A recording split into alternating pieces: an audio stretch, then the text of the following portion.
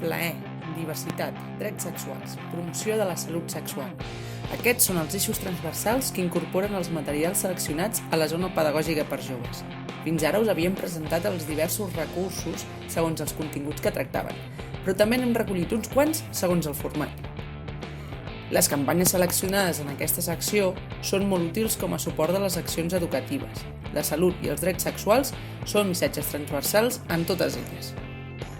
Tant les pel·lícules com els curts ajuden a crear debat i aprofundir en les accions i pensaments dels personatges de la història. No dubteu en sol·licitar aquell film que més us interessi. Si el que busqueu són punts de vista diversos sobre una temàtica concreta, remeneu la selecció de documentals.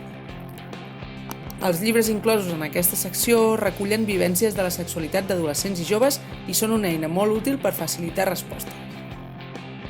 Sovint ens oblidem dels còmics i per això n'hem fet un recull d'aquells que narren històries relacionades amb la sexualitat des d'una perspectiva de drets. Aquesta és una selecció de webs d'entitats i de projectes on també podreu trobar recursos sobre sexualitat dirigits a diversos perfils de població. Per últim, a la columna de programes educatius hem recollit aquells recursos que donen eines a famílies i a professionals per tractar la sexualitat amb adolescents i joves.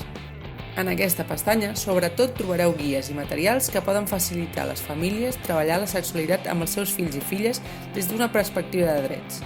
N'hem inclòs uns quants específics sobre la deconstrucció dels rols de gènere tradicionals.